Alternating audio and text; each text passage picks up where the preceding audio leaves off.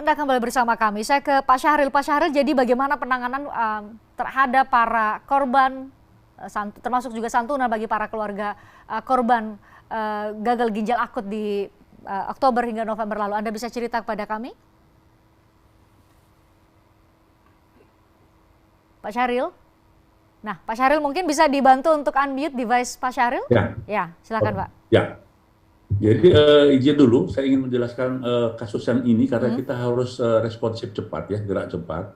Jadi Kementerian Kesehatan dengan pengalaman yang tahun lalu, jadi dengan satu laporan kasus ini langsung melakukan tindakan responsif yang cepat. Satu, membuat surat kewaspadaan, membentuk tim untuk tindak lanjut, investigasi, kemudian juga menghentikan peredaran.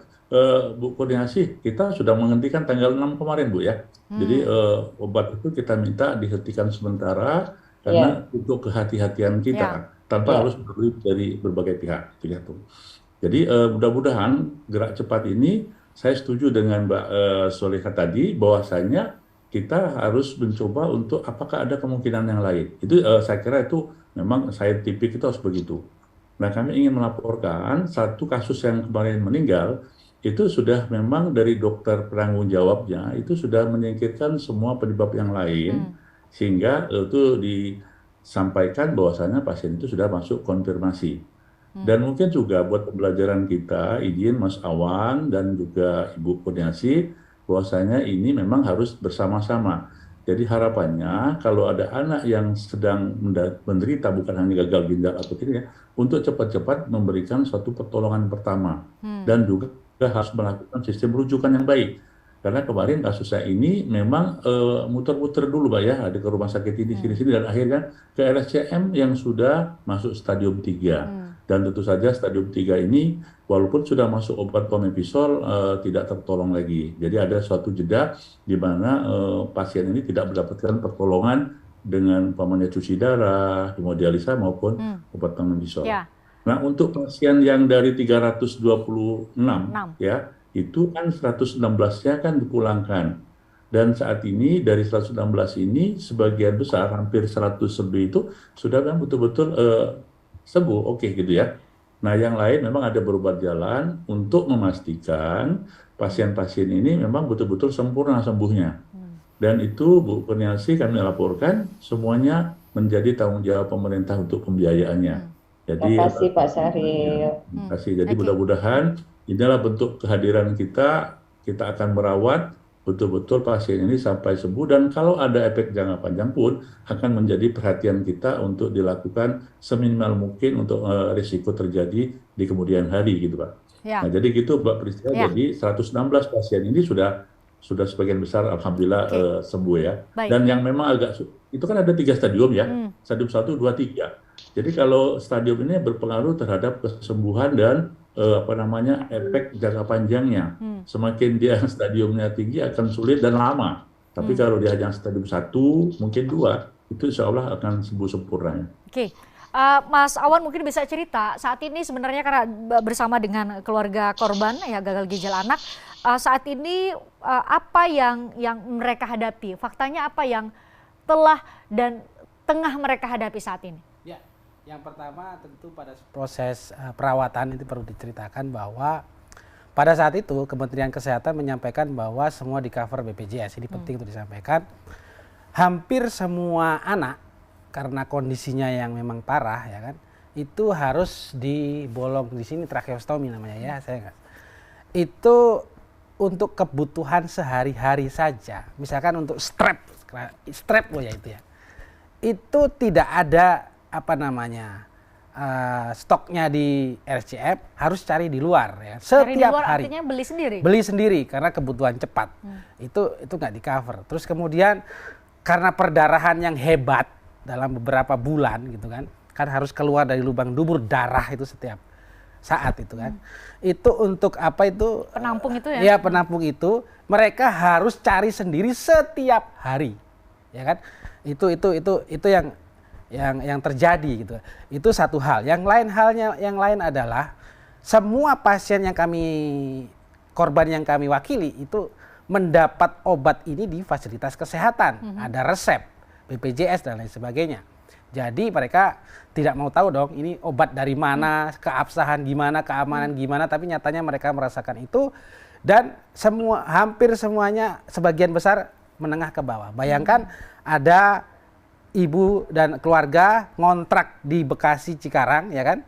Karena kerjaannya di situ, kemudian anaknya harus dirawat di RSCM, pindah kontrak ke dekat RSCM ya.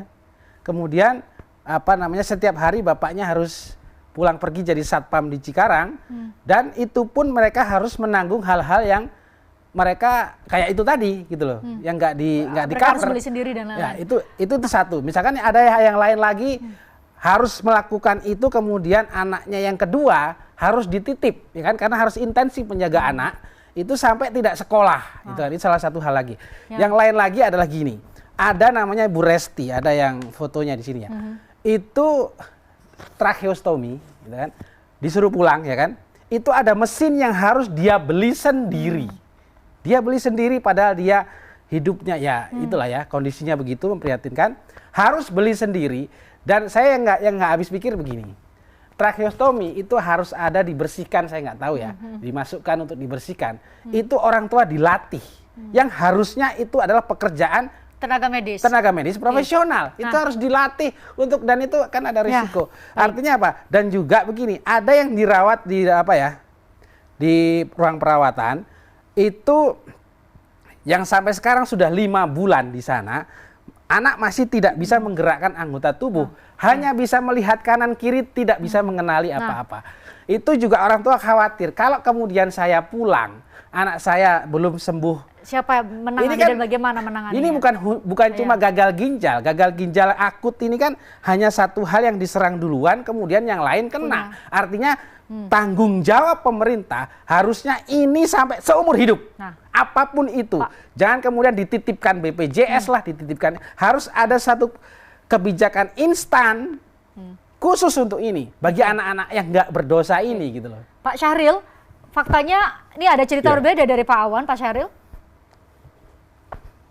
Ya, pertama terima kasih atas informasinya yang memang sebagian baru kami terima ini ya. Dan tentu saja kami akan telusur masalah ini. Hanya saja kami ingin menyampaikan bahwa Pak Presiden sudah menyatakan semua pembiayaan ditanggung oleh negara ya. Itu ya Bu Kurniasi ya, kita tanggung. Nah tentu saja semua perawatan, obat-obat dan alat-alat itu sebetulnya masuk dalam satu sistem itu. Faktanya kalau begini ada Pak Syahril, faktanya ada yang ternyata menurut Mas Awan tidak ditanggung oleh negara. Apakah Kementerian Kesehatan kan seharusnya melakukan pengecekan, apakah memang di tataran implementasi benar-benar dilakukan apa yang diperintahkan oleh Presiden, Pak Syahril? Ya, makanya ini kami akan cek dulu. Artinya kadang-kadang memang dalam keadaan situ atau emergensi ada mungkin alat-alat yang harus segera diadakan dan tidak ada di rumah sakit itu. Nah, kenapa ini kan setiap hari berbulan-bulan. Kita akan cek. Ya, kita akan cek. Mudah-mudahan akan ada solusinya masalah ini. Cuman saya tadi menarik ya, bagus betul dari Pak Awan bahwasanya dampak dari ini kan bukan hanya kesehatan kan, dampak keluarga, anak, kemudian tetangga itu. Nah tentu saja ini semuanya menjadi tanggung jawab semua yang terkait, bukan hanya Kementerian Kesehatan ya untuk melakukan bagaimana memberikan pertolongan dan juga ya pembiayaan hal-hal yang di luar kesehatan, termasuk tadi kos Japinda, kemudian bagaimana orang makannya dan sebagainya. Saya kira ini bagus dari Pak Awan dan tentu saja menjadi PR kita bersama ya Bu Kurniasi ya. Bagaimana Pak Syahril saya ingin menegaskan sebelum kita jeda, saya harus jeda sebenarnya, tapi saya ingin menegaskan bahwa apakah ada tenggat waktu setelah mendengar dari apa yang dikatakan oleh Mas Awan. Mas Awan sih tadi bisik-bisik ke saya, Pak Syahril, ini setiap hari kok udah disampaikan dan seharusnya diketahui sama stakeholder termasuk Kementerian Kesehatan. Dari hari ini sudah mendengar, apakah nanti akan ada target kami, mungkin keluarga korban yang menanti ada perbaikan terhadap berbagai hal yang belum sesuai dengan perintah Presiden, termasuk dengan memberikan pelayanan bantuan atau advokasi terbaik yang bisa diberikan oleh negara kepada para keluarga korban. Akankah itu dilakukan dalam waktu dekat, Pak Syahril?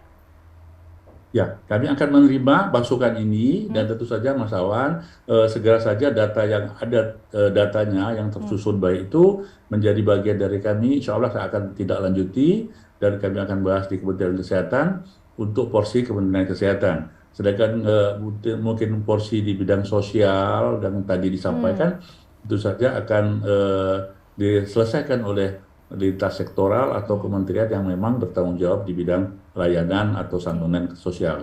Oke.